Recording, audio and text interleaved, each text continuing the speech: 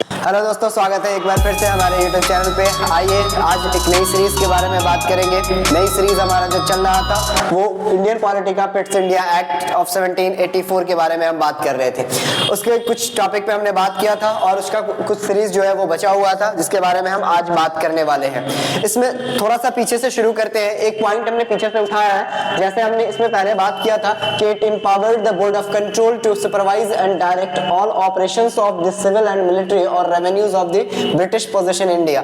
हम बात कर रहे थे किसके बारे में कि ब्रिटिश ईस्ट इंडिया कंपनी के पास जो पावर आया था पिट्स इंडिया एक्ट के तहत, उसमें यह बात की गई थी, बोर्ड ऑफ कंट्रोल को यह पावर दिया गया था कि वो मिलिट्री, सिविल और फिर रेवेन्यू पावर जो होगा वो उसके अंडर में आ जाएगा। यहां तक हमने पिछले टॉपिक में पढ़ा था।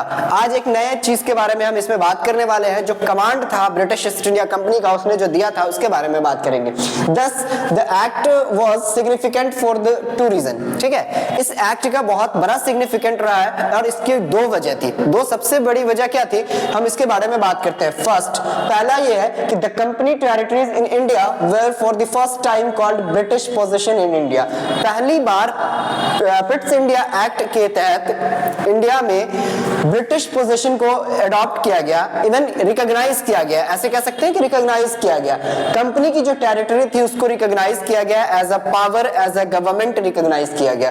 दूसरी जो वजह थी, second, the British government was given the supreme control. British government जो थी उसने वो जो लंदन में थी, उसने यहाँ की गवर्नमेंट को सुप्रीम कंट्रोल दिया, अथॉरिटी दिया, क्या करने का, ओवर कंपनी अफेयर्स। जितनी भी कंपनी का अफेयर्स था, जैसे सिविल, मिलिट्री, रेवेन्यू, जो भी मैटर था, उन सब पे कंप्लीट कंट्रोल दे दिया and it's administration in India, और उसके एडमिनिस्ट्रेशन को रन करने के बारे में बात किया। तो ओवरऑल इसमें ये दो सिग्निफिकेंट रोल था कि सबसे पहला रोल ये था कि हम बात करते हैं कि ब्रिटिश का जो पोजीशन था इंडिया में, वो पिट्स इंडिया एक्ट के तहत जो है वो रिकॉग्नाइज किया गया। दूसरा सबसे बड़ा रोल ये रहा कि ब्रिटिश कंट्रोल जो है, ब्रिटिश गवर्नमेंट ने जो कंट्रोल दिया वो सारी चीजों पे अब कंपनी को कंट्रोल दे दिया है इंडिया में ओवरऑल। ठीक है, इसी तरह से हम अगले वीडियो में बात करेंगे एक्ट ऑफ 1786 के बारे में, जिसके बारे में हम थोड़ा सा कुछ बात करेंगे। बहुत छोटा एक्ट है, बहुत इंपैक्टफुल एक्ट है, उसके बारे में बात करेंगे। कैसे हिस्ट्री चेंज हो रही है, कैसे पॉलिटी चेंज हो रही है, वो हम इसके बारे में